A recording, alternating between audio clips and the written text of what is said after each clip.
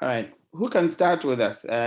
Who can tell us, sum up the entire conversation yesterday, and then we can proceed, from there. So you can use your reaction button to begin with. Juliana, thank you. So let us hear you. Okay, so yesterday we discussed about how marketing came about and how it evolved over the years. So as it's shared on the screen, we talked about how since the 1950s, marketing started from the consumer perspective to the industry, then to the non-profit and societal marketing. Then it went on to now the 20s and 2020s, 20s, and we are now talking about the future of marketing, which is now, and that one involves the improvement in technology and other aspects of marketing. Okay, excellent. Good try. Who else want to add, please? Who else want to add to what Juliana has said? So Juliana has highlighted, the path, the development in marketing, which we, looked at yesterday. Who else want to add to it?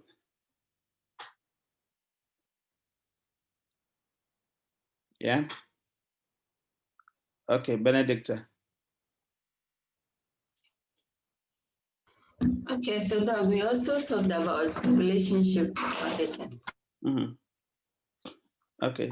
And then relationship among individuals. Mm-hmm. We spoke about some basis of relatability, which was name, person's interest, units of identity, and so on. Excellent. We also talked about the factors influencing relationship. Mm-hmm. Some are time, emotional feeling, geographical area, and then common interest. Mm-hmm. And yes, then the now and future of marketing, which Juliana spoke about. Excellent, thank you. All right, who else want to add? One last person, then we can move on. Who else want to add? Yeah. Okay. So we have actually summed up the discussions yesterday, the introductory session. We tried to understand in general terms what we mean by a relationship, and then also to conceptualize it, from the perspectives of our social lives as opposed to the academic discipline. So for us to have a deeper understanding of the discipline relationship marketing, as we said, it is all around us. We don't have to actually go into the academic, literature to understand what relationship is. We are, definitely, involved in relationships throughout our lives. And so we try to understand it from that perspective. We talked about the various types of relationships that we have, as individuals. Obviously, based on the interest and based on the values that we have from them. We talked about, the various sets of relationships, being relationship with, for example, your academic colleagues, where you share common academic interest. Even within that, you could still segment it between those you share common courses with and those who are just your, acquaintances on campus. We also talked about your family relationship. We talked about your neighborhood. We talked about different sets or categories of relationships that we actually are involved in. We talked about the basic unit of relatability, as Benedicta said, where we mean that the basic unit of relatability usually is from identity. So for you to have a relationship with, you must know somebody. And that actually starts from the name, So we said that, without knowing someone, it would be difficult, i.e., without knowing somebody's name, it would be difficult to create, what we call relationship, i.e., an ongoing, kind of, fraternity or affinity with someone. And we understood that the name may not necessarily be what we call the natural name, i.e. the given name to the person, but it could be an adopted name, which, Juliana made us understand that in fact, it is true that young men, boys actually adopt names and they feel comfortable relating, with that particular name. And perhaps they feel much more involved with that particular name than even their natural names. We also understood the differentials, the different characteristics between men and women, or boys and girls. And there was an understanding that girls would rather form relationships with a deeper meaning, i.e., they would want to have an in-depth knowing of someone other than guys. And then we asked whether that characteristic has an impact on the function of relationship. So if the function of relationship is being performed by a guy or by a lady or by a girl, which of these two may probably perform better, as a result of the characteristics that we discussed. And I think there was a unanimous position that because, ladies or girls seem to find out deeper, or seems to have a deeper knowledge about parties involved in relationship, they probably would do well in that function. We said that, the relationship itself has two attitudinal dimensions, the cognitive and the affective dimensions, where we said that the cognitive dimension is about the actual fact of, the relationship, knowing people, their names, their identities, knowing where they're coming from, knowing the common interest, etc. But there's also an emotive, or what we call the affective angle, which we talked about, what we call emotions, the way that people can, put themselves in your shoes, would come as a result of knowing someone. And because, girls tend to know people deeper than guys, they are able to carry themselves into the shoes of the relationship party than guys. And so these factors you guys discussed as contributing to the better functioning of girls in a relationship than guys in a relationship, which of course is debatable. I'm sure the debate will keep on going whilst the class goes on, but these are some of the things that we discussed. And then of course you guys supported with your rationales, the way, guys and boys actually behave, guys and ladies actually behave on campus, etc. So that was, and then we talked about, as Juliana said, we talked about also the factor that actually influence relationship: time, geographical location, obviously resources. So material resources or time resources. We talked about locations, we talked about common interest, etc. And then of course, the idea that, it's better to also identify different sets of relations, i.e. segmenting them and making sure that, that could actually inform, the relations as well. So quite a number of things we discussed from that general introduction perspective. We also talked about the growth of marketing, or the path, of marketing.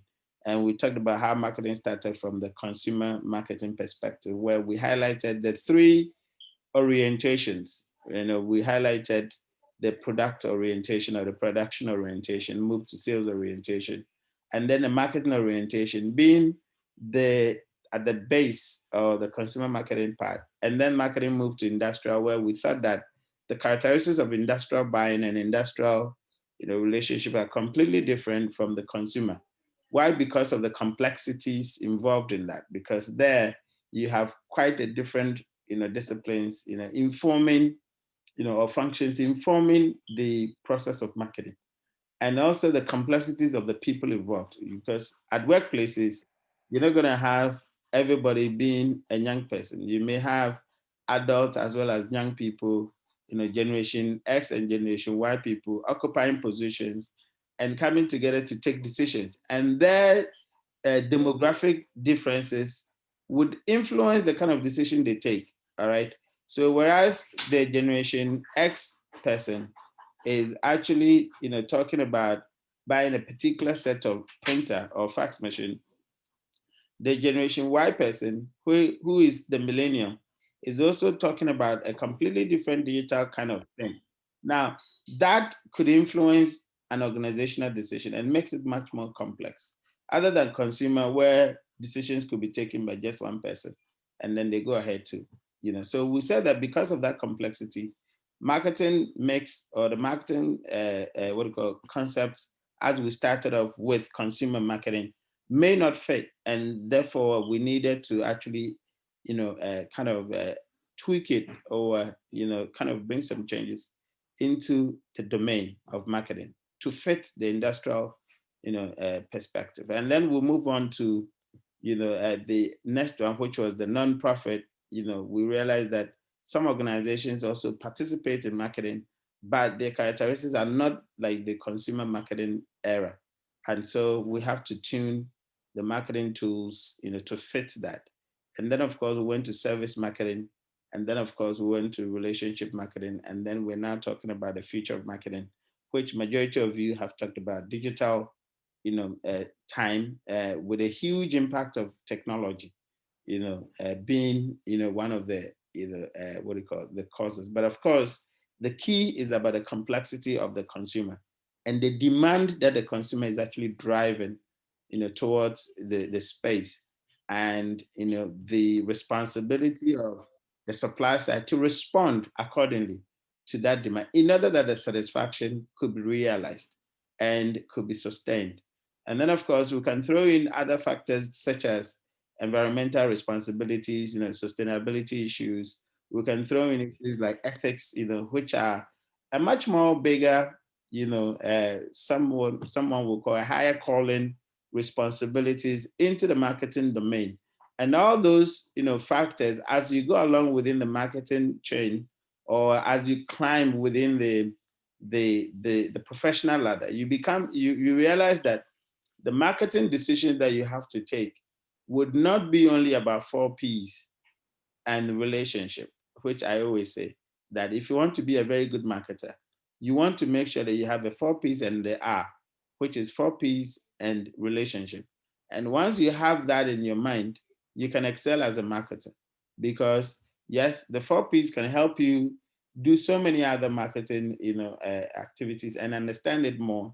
But then of course you need the relationship bit to make sure that you could actually excel and provide satisfaction. So yes, that could be the base for a marketing function. But when you're climbing to the top, you realize that you'll be making certain, decisions that do not necessarily bother on the 4 P's and R, although they may have some resemblances. But the higher calling, levels of decision making, which we call the macro marketing. Things like ethics, all right? Things like ethics. Yes, we may not have it within the marketing framework in terms of cost content, but we do it as part of our programs, isn't it? You are taught about ethics. And ethics is one of the key things that you would realize that you'll be facing when you become a marketing manager or at the very top of marketing decision making, because you've got to be mindful of consumers' health. You've got to be mindful of people's well-being, people's sustainabilities. I mean, the sustainability of the earth resources has to be a decision that you must take. And those decisions actually transcend marketing, and it's an entirely, a universal corporate kind of decision. So all functional leaders would come to appreciate that you would have to have a certain, knowledge about ethics and how that influence, decision making from marketing perspective. And other things about politics, all right? Those of you who also think that, well, politics with a big P means that, it's a dirty game, it's whatever. Mind you, in the marketing frame, as you're climbing up the ladder, you would face political questions. You would face political dilemmas, all right? The decisions that you would take, for example, whether to scrap a particular, sales position or not, would become a political one, because that would mean that, thank you, that would mean that, the issue of job creation, all right, becomes a political one. Now, if the country is talking about, what do you call it, unemployment, all right, and you're a big corporate organization, you are the marketing manager of that firm, and you are facing a budgetary issues, all right, maybe you do not have the enough budget to actually sustain a particular role, right? And so you want to do away with that particular role. But there is a political question of, the party in power trying to create jobs. And you are heading maybe one of the global, firms, and you're saying, oh, there's an order from head office for you to do away with a certain, number of people. You could face a political dilemma, all right? Now, there could be power, there could be forces, higher power forces that would actually come down on you to make sure that you can sustain that job, all right? How do you actually, control, or how do you manage, your internal budgetary considerations or budgetary issues with the macro level, political forces? And I'm sure you've done the PES factors in your principles of marketing, right? You've done the PES factors, or and the fundamentals of marketing. And these things, as you learn them, the frameworks are not just there, they are for a particular purpose, for marketing decision making. So when you're looking at political legal, i.e., the P, all right, the PES factors, the political legal framework, the political environment has implications, for your decision making. So these things, will come up as and when, you climb up the ladder. So anyway, so yes, with that introduction, gone, let's look at, the next, slide. Let me have a look. So Darius says, please, I like what you said. Can I have 10% of the money? Darius, which one is that?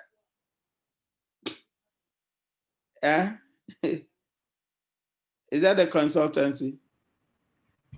Yes, sir, the consultancy money is there. I can help you consult. The consultancy money. The one yes, I was discussing with Jocelyn.